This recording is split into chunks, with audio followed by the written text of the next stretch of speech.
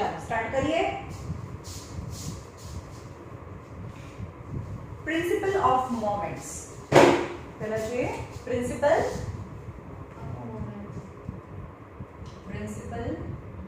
Of moment. For example એક road છે, right, અને અહીંયા ફલક્રમ છે જેની આજુબાજુ રોડ ફરે છે. ઓકે, હવે અહીંયા કોઈ એક છેડેથી P ને લટકાવેલું છે, Q ને લટકાવેલું છે અને અહીંયા R ને લટકાવેલું છે. યાની કોઈ વેટ છે, કોઈ માણસો બેઠા છે, એવું બી તમે ઇમેજિન કરી શકો કે અહીંયા ત્રણ જગ્યાએ. Okay, and this is known as a axis of rotation.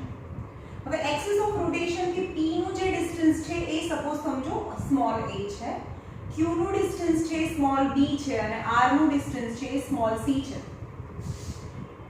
તો મોમેન્ટ ડ્યુ ટુ મોમેન્ટ એ turning effect due to Q, P અને R ને આપણે કાઉન્ટ કરીએ તો moment due to moment of force due to P ને લીધે moment કેટલું થાય? આ વેટ છે newton, P newton, Q newton. Okay, તો શું થાય P ને લીધે?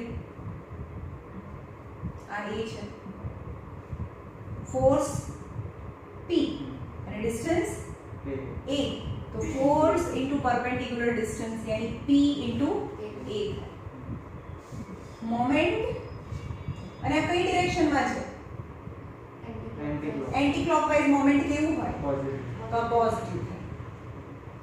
મોમેન્ટ ડ્યુ ટુ Q શું થાય? હા, F એટલે ફોર્સ, તો અહીંયા Q જેટલો લાગે છે, Q into B થાય, which is positive or negative? This is also anti-clockwise moment, anti-clockwise, but R ને લીધે clockwise. તો moment due to force R equal to R into C. પણ એ કેવું થાય? નેગેટિવ થાય. આટલી ખબર પડી? R into C એ નેગેટિવ થાય. But rod is in equilibrium. rod જે equilibrium position માં છે એનો મતલબ શું થયો? total clockwise moment equal to total anti-clockwise moment. જો equilibrium માં હોય તો એટલે કે આ સાઈડ આ રોડ એકદમ સીધો થઈ જાય છે, તો આ સાઈડનું ટોટલ મોમેન્ટ અને આ સાઈડનું ટોટલ મોમેન્ટ, ફલક્રમની બંને સાઈડના મોમેન્ટ જો સરખા હોય તો જ એ ઇક્વિલિબ્રિયમમાં હોય. So at an equilibrium if rod is in equilibrium then clockwise moment equal to anti-clockwise moment. Clockwise moment equal to anti-clockwise moment. So clockwise moment કયા થયા? Clockwise moment, clockwise અને anti-clockwise moment. તો clockwise moment यानी minus R into C અને total anti-clockwise moment P into A plus Q into B થાય. Okay, અને આ બાજુ લઈ જાઓ તો P into A plus Q into B plus R into C minus છે તો એ 0 થાય. Okay, total clockwise moment equal to total anti-clockwise moment becomes 0 when the rod is in equilibrium position. Okay, ત્યાંના પરથી આપણે બહુ બધા સમ બી કરીશું, બહુ ઈઝી છે કે એવું હાર્ડ નથી. હવે જોઈએ centre of gravity or center of mass.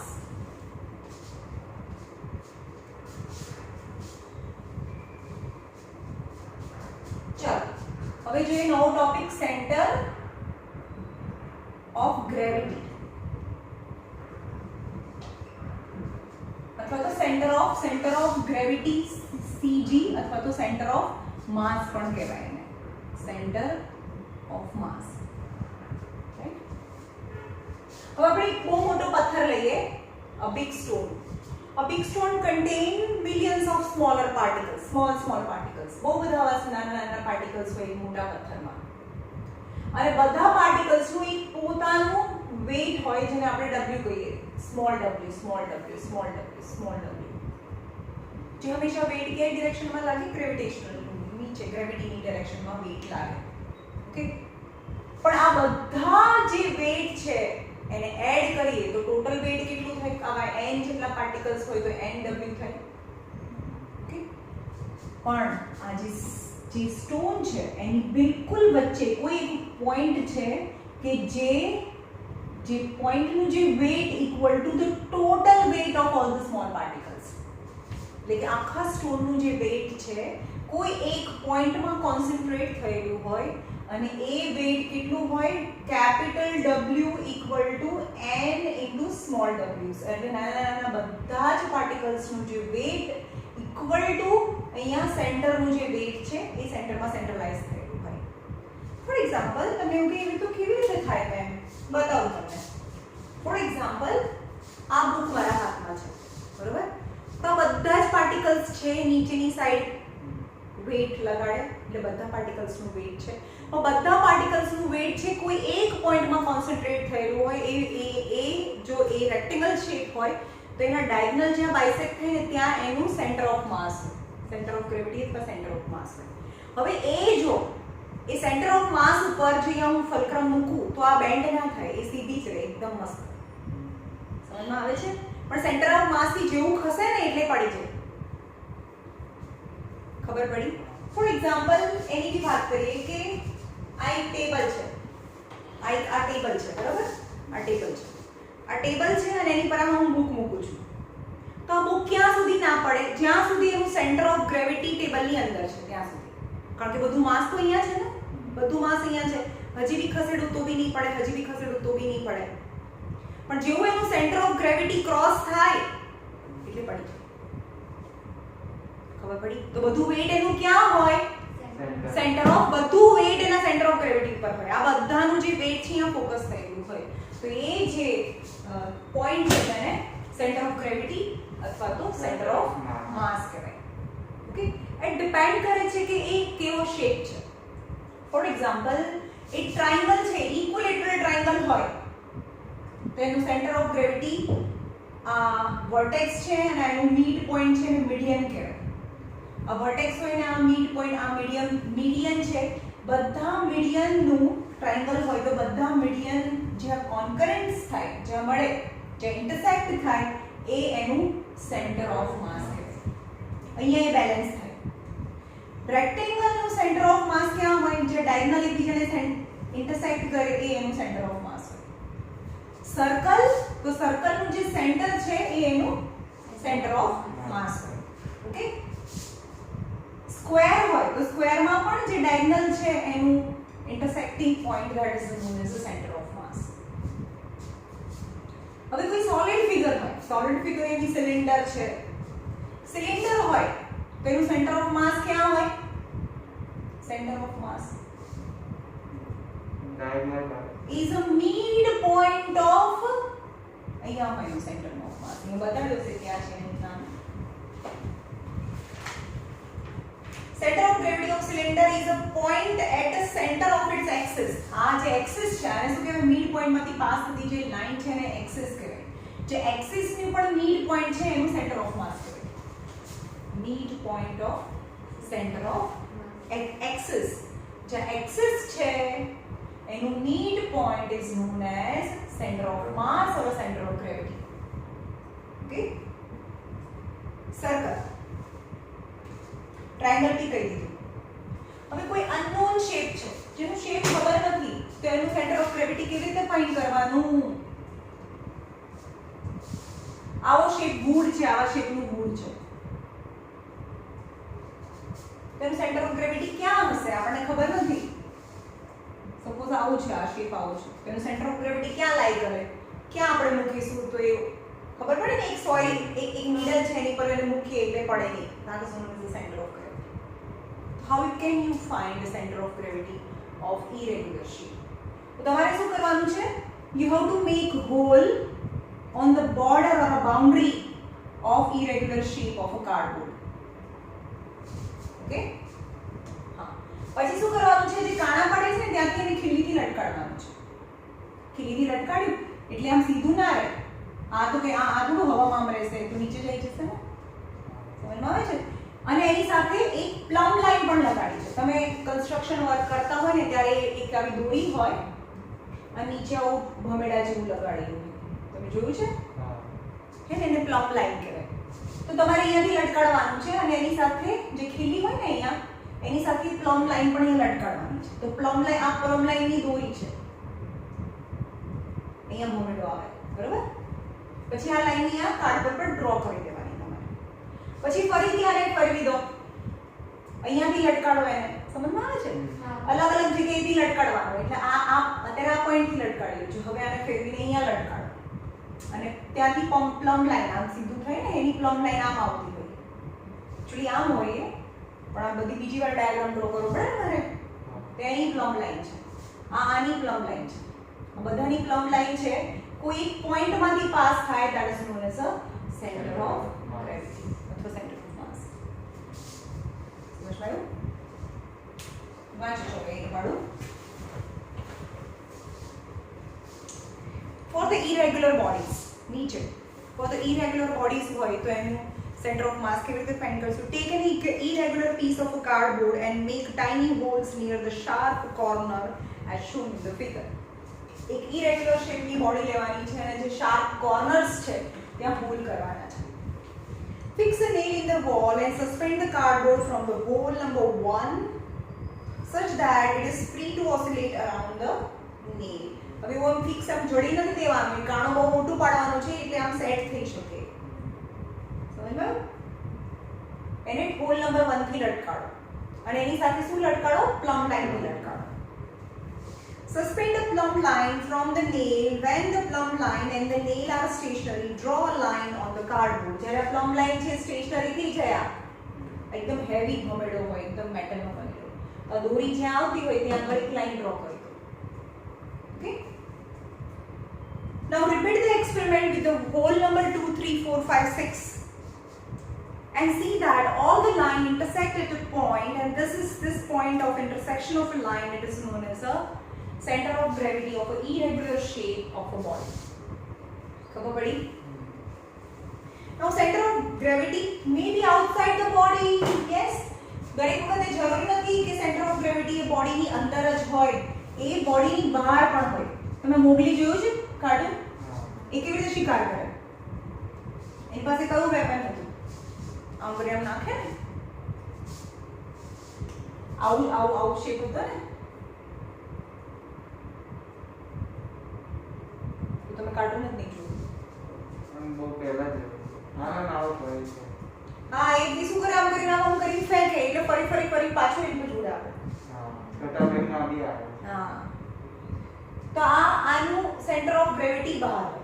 તો તમારે પણ અહીંયા શું કરવાનું? 3 હોલ કરવાના એના શાર્પ કોર્નર પર અને આપણે જે હમણાં એક્સપેરિમેન્ટ કર્યો એ રિપીટ કરવાનું. હવે અહીંયાથી પાસ કરો. હવે આપણે એક્ચ્યુઅલીમાં કરીએ તો તમને ખબર પડે કે આ કરીશું ને એટલે આ એનું અહીંયાથી લટકાડીએ ને એટલે આ આમ ના રહે ને, એ તો આમ આવી જાય. હા, તો એ આમ લટકાશે, આમ લટકશે, મે બી આમ અહીંયાથી જ્યારે કરીએ ત્યારે, બરાબર? એટલે કે આમ જશે, આમ જોયું છે આની વચ્ચે. હવે જ્યારે અહીંયાથી લટકાડીએ ને તો આમ જ રહેશે, આમ જ રહે. તો એ લાઈન આમ જાય અને અહીંયાથી જ્યારે કરીએ ત્યારે આમ જાય. તો centre of gravity lies outside the body. ખબર પડી?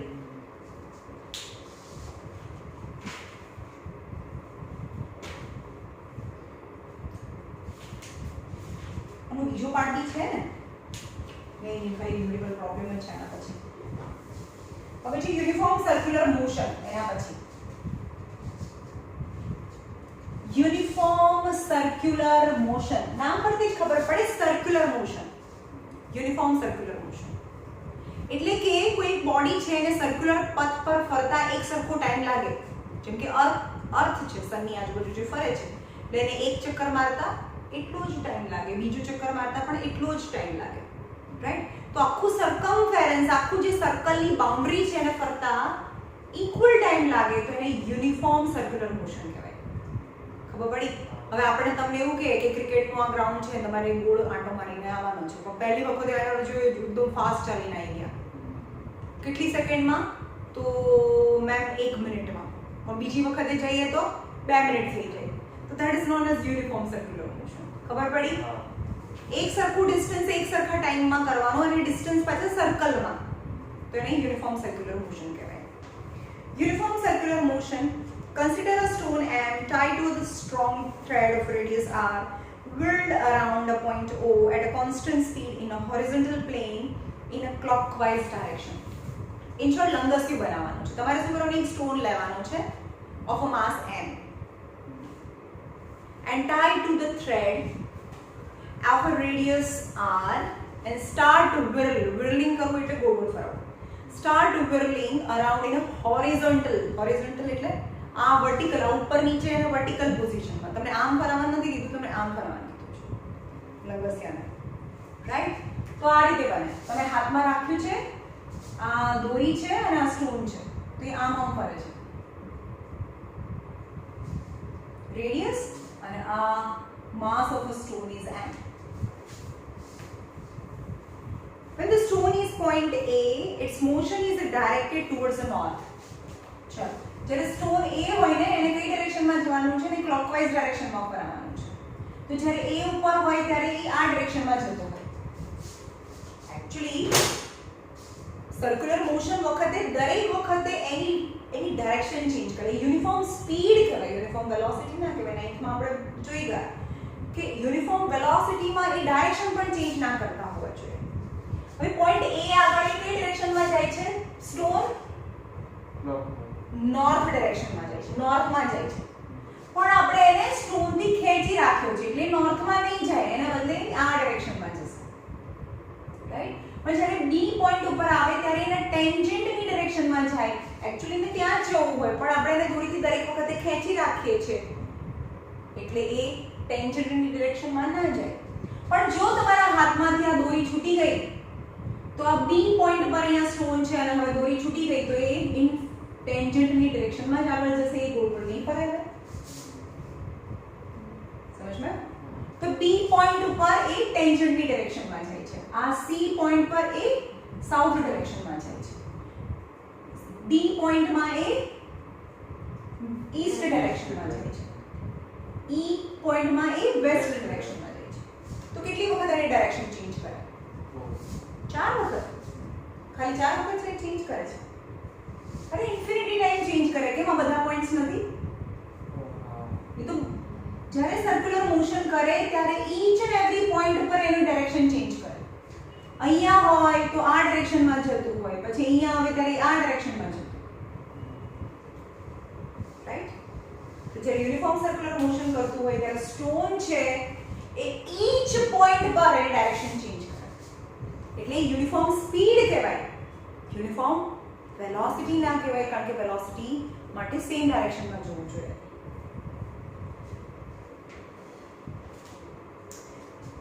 એમાં સ્ટોન છે એ નોર્થમાં જાય છે.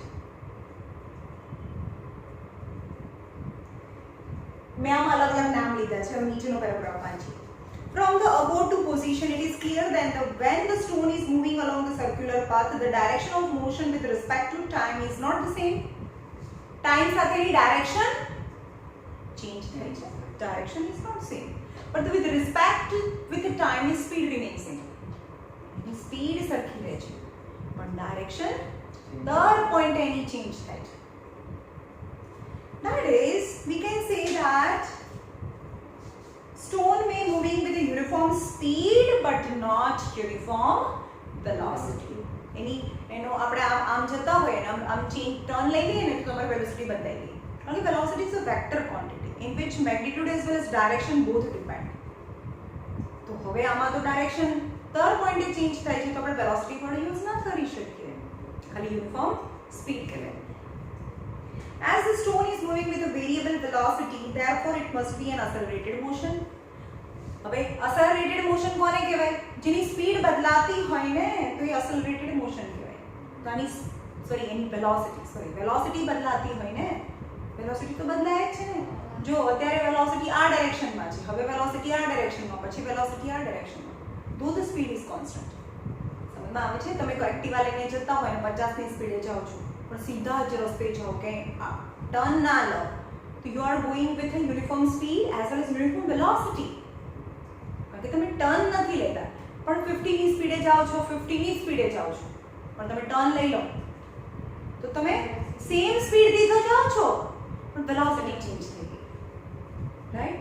અને જેની વેલોસિટી સરખી નથી ને, the rate of change of velocity is known as acceleration. That is the definition of acceleration. જેની વેલોસિટી બદલાય છે એ બોડી accelerated motion કરે. ખબર પડી? Now definition of circular motion: the motion of a body around the circular path with a uniform speed but variable velocity. કોઈ body છે એ circular path પર movement કરે છે, મોશન કરે છે with uniform speed. હું velocity આટલું બધું સમજાય પછી velocity યુનિફોર્મ સ્પીડ થી જાય છે પણ યુનિફોર્મ વેલોસિટી થી નથી જતી કારણ કે velocity direction change, velocity change is acted upon the uniform acceleration. So આપણે એને કહીએ કે હા ભાઈ યુનિફોર્મ acceleration છે. acceleration એટલે કે change in velocity છે. is known as a circular motion. Now comparison between uniform linear motion and uniform circular motion. What is the difference between uniform linear motion એટલા મતલબ શું થયો સમજાવો તમે. uniform linear motion and uniform circular motion. For example અહીંયા તમારે આ પથ્થર છે અને અહીંયાથી આમ ફરાવવાનો છે. પથ્થર અથવા તો સમજો કે કોઈ કાર છે અહીંયાથી આમ જાય છે એક સરખી 50 ની સ્પીડથી, રાઈટ? અને બીજી કાર છે એક સીધા રોડ ઉપર 50 ની સ્પીડથી જાય છે, 50 km/h ની સ્પીડથી કાર જાય છે અહીંયા. એની ડાયરેક્શન ચેન્જ નથી કરતી. તો આ થયું uniform circular motion and uniform linear એટલે એક લાઈનમાં linear motion. So what is the difference between uniform circular motion and uniform linear motion? What is difference between so circular and so badlai? Is moving with a uniform speed? Is going with a uniform speed? Yes. As uniform speed bhi kehvaye na 50 की speed thi je 50 की speed thi. It is moving with a uniform speed but not with a uniform velocity. But in uniform linear motion, the object is moving with a uniform speed as well as uniform velocity. खबर पड़ी? हाँ, तो jenny velocity बदलाई ने तो आने M कहेवाय कि it is going under accelerated motion. Acceleration થાય પણ આમાં ના થાય, acceleration ના થાય. Change in velocity is acceleration. તો velocity change નથી થતી તો no accelerated motion. चलो आमा શું થાય? Speed of body is constant. Speed of body is constant. બંનેમાં સ્પીડ સરખી રહે. Velocity of a body is variable. આમાં વેલોસિટી ચેન્જ થાય, આમાં વેલોસિટી કોન્સ્ટન્ટ રહે. મેં આનું આમાં લખ્યું છે. આનું accelerate, the body is acted upon accelerated motion. Acceleration is 0, no acceleration. આમાં છે external force is required to change the direction of a motion along the circular path. ન્યૂટનના લો પરથી શું કહે છે? ન્યૂટનનો લાસ્ટ યર તમે શીખ્યા કે ન્યૂટનનો સેકન્ડ લો એવું કહે છે કે જ્યાં સુધી બહારથી કોઈ એક્સટર્નલ ફોર્સ ના મળે ને ત્યાં સુધી એ એની યુનિફોર્મ સ્પીડ ચાલુ રાખે અથવા સ્ટેટ ઓફ રેસ્ટ હોય તો સ્ટેટ ઓફ રેસ્ટમાં રહે અને મોશનમાં હોય તો એનું એ મોશન ચાલુ રાખે. પણ આપણે એનું એ મોશન ક્યાં ચાલુ રાખવું છે? આપણે વેલોસિટી ચેન્જ કરવી છે. કોઈ પણની વેલોસિટી ચેન્જ કરવા માટે પણ ફોર્સની જરૂર પડે. પણ આમાં અહીંયા જાય છે એકચ્યુઅલી આને છોડી દો તો એ આમ જવાનું હતું પણ આમ જવા માટે તમારે એને ખેંચવું પડે. તમે ફોર્સ લગાડો છો, right? The force is applied to keep the object moving in circular motion. While no force is required, પણ હવે આપણે એવું સમજવું નો ફોર્સ એટલે એક્ચ્યુઅલી રોડ પર તો એવું પોસિબલ નથી કારણ કે ફ્રિક્શન ફોર્સ લાગે. પણ આપણે સમજીએ કે ફ્રિક્શન ફોર્સ નથી, કંઈ જ નથી, કોઈ ફ્રિક્શન ફોર્સ નથી અને ગાડી જે સ્પીડથી જાય તો ઇન્ફિનિટી ટાઈમ સુધી એની સ્પીડથી જાય જો એની એનું ડાયરેક્શન ચેન્જ ના કરવું હોય ને ફ્રિક્શન ના હોય રોડ ઉપર તો, પણ એવું એકચ્યુઅલીમાં પોસિબલ નથી. જો પણ તમે સ્પેસ બનાવી દો આને, સ્પેસની અંદર જે સ્પીડથી જાય છે એની સ્પીડથી ઇન્ફિનિટી ટાઈમ સુધી ચાલ્યા જ કરે, કારણ કે ત્યાં હવા બી નથી, ફ્રિક્શન જ નથી. સમજમાં?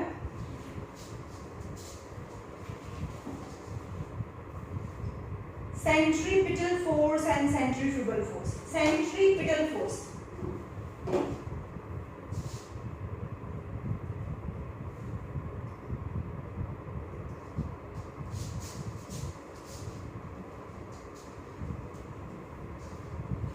बतावे છે. ચલો યુનિફોર્મ સર્ક્યુલર મોશન કરતું હોય કોઈ પણ બોડી તો એ શું કરે? ઈચ પોઈન્ટ પર એની ડાયરેક્શન ચેન્જ કરે. ઓકે, આ એ છે તો એ આ ડાયરેક્શનમાં જતું હોય તો બી માં એ બીજી ડાયરેક્શનમાં જતું, સી છે right. in a uniform circular motion માં છે તો અંદર when the body moves along the circular path with a uniform speed it covers the equal distance in equal interval of time. Equal distance in equal interval of a time suggests the speed is same. એક સરખા ટાઈમમાં એક સરખું distance cover કરે છે, એની speed સરખી છે, but it changes its direction in each and every point, so it changes its velocity. In short, in uniform circular motion speed remains same, velocity changes. According to the Newton's first law of motion, a body is not capable of changing its direction on its own unless an external force is applied on it. Newton's first law શું કહે છે કે જ્યાં સુધી body rest હોય ત્યાં સુધી રેસ્ટમાં રહે અને યુનિફોર્મ મોશન હોય તો યુનિફોર્મ મોશન ચાલુ રાખે, પણ આ યુનિફોર્મ મોશન નહીં ભાઈ, એની ડાયરેક્શન ચેન્જ થઈ જાય છે, વેલોસિટી ચેન્જ થઈ જાય છે. ડાયરેક્શન ચેન્જ કરવા માટે આપણે એના પર ફોર્સ લગાડવો પડે. ન્યૂટનનો થર્ડ લો કહે છે કે ની જાતે ડાયરેક્શન ચેન્જ ના કરે, એની માટે ફોર્સ લગાડવો પડે. Thus, in order to move a body in a circular path, the body must be under the action of some external force. કયા external force? તો આ બોડી છે કોઈ external force ની અંડરમાં એ circular motion કરે છે, circular motion કરે છે. And this force must be such that it produces a change only in direction of a body but not change in the speed of a body. અને આ force કેટલો લગાડવાનો છે? આ force એટલો લગાડવાનો છે કે ખાલી એની ડાયરેક્શન ચેન્જ થાય, not the speed. Any speed change નથી કરવાની, એટલો ફોર્સ લગાડવાનો છે. This is possible only this external force acted at a right angle to the direction of motion. તો આવું ક્યારે થાય? જ્યારે જે ડિરેક્શનમાં મોશન થતું હોય એના પરપેન્ડિક્યુલર ડિરેક્શનમાં ફોર્સ લગાડીએ તો એની ડાયરેક્શન ચેન્જ થાય. एक्चुअली એ તો અહીંયા જતું હતું ને, एक्चुअली આ ડાયરેક્શનમાં જતું હતું, પણ એને ફોર્સ જે ડાયરેક્શન ઓફ મોશન છે એના પરપેન્ડિક્યુલર ડિરેક્શનમાં આપણે ફોર્સ લગાડીએ તો એ આમ બી ના જાય, આમ બી ના જાય, એની વચ્ચેની ડાયરેક્શનમાં જાય, રાઈટ.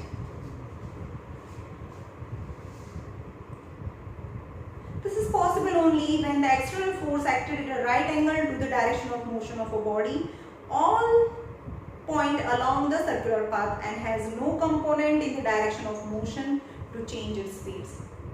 હવે એનો કમ્પોનેન્ટ નથી. હવે એ તો ભાઈ ફોર્સ વાળો આ છે બીજું ફોર્સ વાળો ચેપ્ટર. હા, અને પછી પાવર, વર્ક પાવર અને એનર્જીમાં આવશે કમ્પોનેન્ટ. ખાલી એનો કોઈ કમ્પોનેન્ટ ના હોય. કમ્પોનેન્ટ એટલે તમને સમજાવો, ખાલી કમ્પોનેન્ટ એટલે સમજો, અહીંયાથી બલ્બ ચાલુ કરું તો એનો પડછાયો પડે ના પડે, એનો કમ્પોનેન્ટ ના પડે, પણ સમજો કે એક આ કાર છે, બરાબર, ટોય છે, એક છોકરો એને આમ પણ ખેંચી શકે ને, રાઈટ, પણ આમ ના ખેંચે તો એને આમ ખેંચે, આમ બી હાથમાં લઈને આમ ખેંચી શકે ને, એને બે ડિરેક્શનમાં ફોર્સ લગાડે તો પણ એ જે કાર છે એ મતલબ જમીન ઉપર જ ચાલે. તો અહીંયા શું થાય? જે ડિરેક્શનમાં ફોર્સ લગાડીએ એ ડિરેક્શનમાં એનું મોશન થાય. આપણે આને આમ ખેંચીએ આ સામેથી તો ફોર્સ પણ આ ડિરેક્શનમાં લાગે છે અને એનું મૂવમેન્ટ પણ એક ડિરેક્શનમાં થાય છે. પણ આ કેસમાં આપણે ફોર્સ તો આ ડિરેક્શનમાં લગાડીએ છીએ અને આ મૂવમેન્ટ તો આ ડિરેક્શનમાં થાય છે. આવ્યું સમજમાં? તો આ મૂવમેન્ટ કોને લીધે થઈ? આ ફોર્સના કમ્પોનેન્ટના લીધે થઈ, જે આપણે આગળના ચેપ્ટરમાં ડિટેલમાં ભણીશું. સમજ ગયું? એટલે અહીંયા કઈ ડિરેક્શનમાં ફોર્સ લાગે? જો પરપેન્ડિક્યુલર ડિરેક્શનમાં ફોર્સ લાગતો હોય ને તો એનો કોઈ કમ્પોનન્ટ ના હોય, જે ડિરેક્શનમાં ફોર્સ હોય એ જ ડિરેક્શનમાં એ જાય છે. ખબર પડી?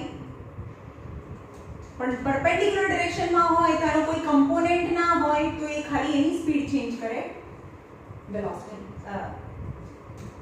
વેલોસિટી ચેન્જ, એની ડાયરેક્શન ચેન્જ કરે, સ્પીડ ચેન્જ ના કરે. Okay, so this force is known as centripetal force. So what is the centripetal force? Centripetal force is the force which applied at the point on the circular point on the body which is moving in a circular motion in the direction of the perpendicular to the direction of motion. જે ડિરેક્શનમાં motion થાય છે એની perpendicular ડિરેક્શનમાં જે force લાગે એને સેન્ટ્રીપિટલ force કહેવાય. Okay, the force which is directed towards the center of a circular path. કઈ ડિરેક્શનમાં હોય? towards the center of a circular path, and always act at a right angle to the direction of motion along the circular path is called as a centripetal force. So centripetal force is a force which is directed towards the center of the circular path and which is always perpendicular to the direction of motion. અને force વચ્ચેનો જે angle છે એ perpendicular એટલે કે 90 degree. Okay, the magnitude of a centripetal force is given by the expression, જે યાદ રાખવાનું છે, સેન્ટ્રીપિટલ ફોર્સ ની વેલ્યુ mv²/r છે. mv², પણ આના કોઈ ન્યુમેરિકલ પ્રોબ્લેમ પૂછાતા નથી સેન્ટ્રીપિટલ ફોર્સના, પણ એની વેલ્યુ છે F = mv²/r. આ ફોર્સની વેલ્યુ છે. Okay, now example of centripetal force. સેન્ટરની આગળ ટુવર્ડ સેન્ટર કયા ફોર્सेस લાગે? During the sport hammer throw, તમે જોયું હશે ઓલિમ્પિકની અંદર બધા ગેમ રમાય, આવો હેમર હોય, બહુ મોટો લોખંડનો ગોળો હોય ને એની પર આવી ચેન હોય લોખંડની, બરોબર, સાંકળ હોય, અને એને શું કરવાનું હોય? હાથમાં સાંકળને પકડીને તમારે એકદમ ગોળ ગોળ ગોળ ફરવાનું અને પછી એને છોડી દેવાનું.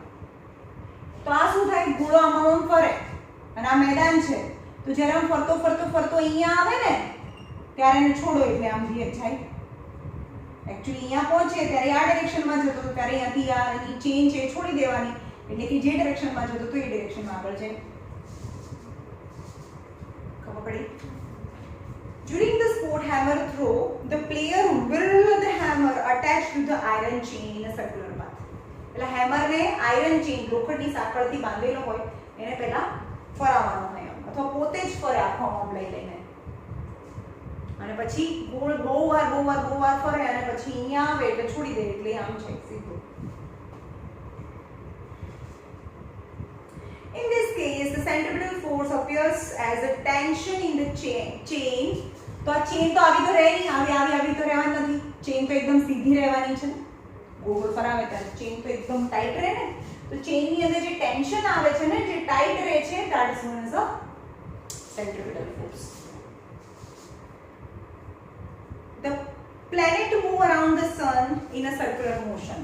આ sun છે અને એની આજુબાજુમાં બધા પ્લેનેટ છે મૂવ કરે because of a centripetal force. Because the gravitational force of આ gravitational force છે અને આ direction of motion of planet છે, એટલે પ્લેનેટને દૂર બી નથી જવા દેતું, પ્લેનેટને પોતાની નજીક બી ના લાવે, એટલે આ બંનેની વચ્ચેની ડિરેક્શનમાં એ પ્લેનેટ આગળ જાય. ત્યારે આમ જતું હતું, આ એનો ગ્રેવિટેશનલ ફોર્સ છે એટલે આમ જાય. ઓકે,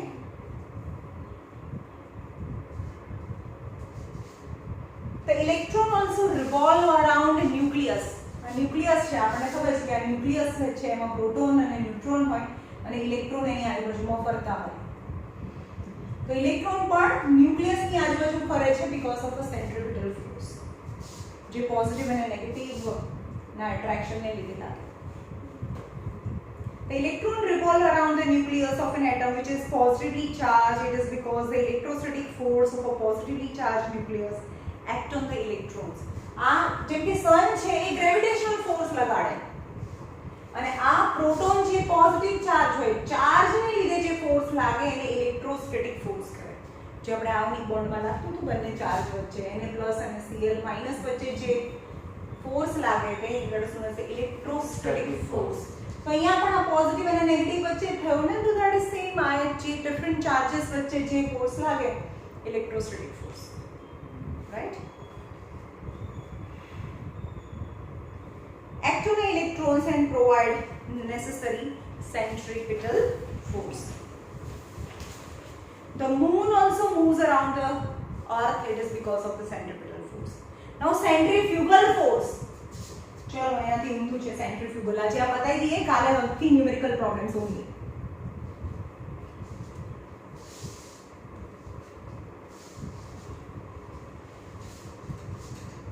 ચલો towards the center લાગે, અહીંયા જુઓ towards the center લાગે એને centripetal force કહેવાય. force. અને જે સેન્ટર થી દૂર ફોર્સ લાગે away from the center is known as a centrifugal force. Towards center centripetal, away from center centrifugal force. The force acting on the body away from the center of its circular path is known as the centrifugal force. It is the same magnitude of the centripetal force but acted direction opposite to the centripetal force. એટલે કે અહીંયા અગર centripetal force અહીંયા લાગે તો આ direction માં centrifugal force લાગે ને આપણને ખબર છે એક સાથે હંમેશા ફોર્सेस એ પેરમાં હોય. only one forces never exist. તો સેન્ટર towards the center આવે એ centripetal છે અને away from the center લાગે એ centrifugal force છે. The magnitude of centripetal and centrifugal force is always same. આ બંનેના magnitude સરખા હોય પણ એ બંનેની direction opposite હોય. By the Newton's third law of motion, every forces in the nature appears in a pair. That is action and reactions.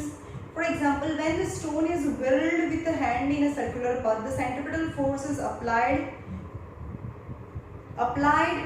to the stone by the hand. સમજો, આ આપણો હાથ છે અને દોરીથી આપણે આ સ્ટોનને ખેંચીએ છીએ. તો સેન્ટ્રીપિટલ ફોર્સ કોણ લગાડે? હાથ લગાડે સ્ટોન પર. અને સેન્ટ્રીફ્યુગલ ફોર્સ કોણ લગાડે? સ્ટોન લગાડે હાથ પર. મોટો પથ્થર લાખી તો આપણો હાથ થાકી જાય કારણ કે પથ્થર બી આપણા પર ફોર્સ લગાડે છે, રાઈટ?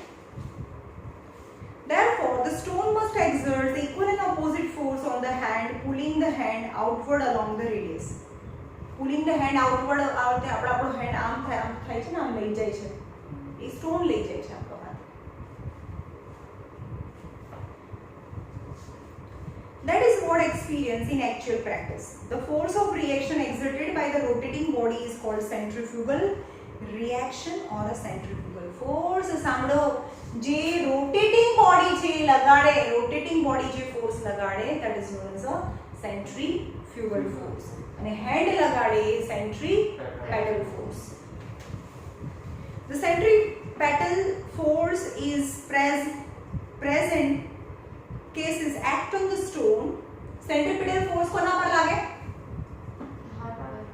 centripetal force સ્ટોન પર લાગે, હાથ લગાડે.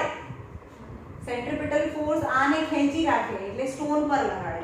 પણ સેન્ટ્રીફ્યુગલ ફોર્સ હાથ ઉપર લાગે, લગાડે કોણ? Stone. Okay. Example of centrifugal forces. When the hammer thrower release the chain, હવે hammer thrower છે, જ્યાં સુધી એને હાથને ખેંચી રાખતું હતું, આ hammer thrower છે, આ ચેન છે, તો આ સેન્ટ્રીપિટલ ફોર્સ લાગતું હતું. પણ સેન્ટ્રીપિટલ અને સેન્ટ્રીફ્યુગલ ફોર્સ તો સરખા હોય. પણ જ્યારે સેન્ટ્રીપિટલ ફોર્સને છોડી દો, મતલબ હાથ છે, સેન્ટ્રીપિટલ તો હાથ જ લગાડતું હતું ને સ્ટોન ઉપર, તો સેન્ટ્રીપિટલ ફોર્સ જતો રહે. તો સેન્ટ્રીફ્યુગલ ફોર્સને લીધે આ જે સ્ટોન છે એ દૂર જતો રહે. ખબર પડી?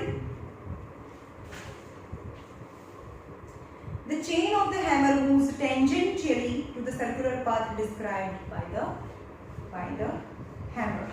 Okay? તો જે ડિરેક્શનમાં એક્શન હતું એની ઓપોઝિટ ડિરેક્શનમાં રિએક્શન છે, તો એક્શન જતું રહ્યું તો રિએક્શનને લીધે ઓપોઝિટ ડિરેક્શનમાં છે. dryer in the washing machine throws out water from the wet clothes due to the centrifugal force. Centrifugal એટલે બહાર જાય ને, એ બધું બહાર ઉછળીને આવે, સેન્ટ્રીફ્યુગલ કહેવાય. વોશિંગ મશીનમાં કપડા સ્પિન થાય તો બધું પાણી છે ઉછળીને બહાર આવે because of the centrifugal force. હવે કાર છે, કારના ટાયર જોડે પોરડો ચોંટી જાય, જતા હોય અને કાર ચાલે તો કાર જ્યારે ચાલે મિક્સ એકદમ વધારે ચોંટેલો છે, કાર ફાસ્ટ ચાલે તો એ બધું ઉખડીને આમ બધી જગ્યાએ આમ છૂટો પડવા લાગે ને, because of a centrifugal force, right? The mud flies off the wheel of vehicle due to centrifugal force. The difference between centripetal force and centrifugal force. શું difference છે? Centripetal force is directed towards center of a rotating body along the radius, when the centrifugal force is directed away from the center rotating body along the radius. Centripetal force and centrifugal force act two different bodies. બંને અલગ અલગ bodies પર લાગે. Centripetal force છે stone ઉપર લાગે અને centrifugal force છે hand ઉપર લાગે. For example, when the stone is attached to a string is whirled, the centripetal force act on the stone while the centrifugal force act on a hand. તો પડી ચલો રાખીએ આજે આટલું.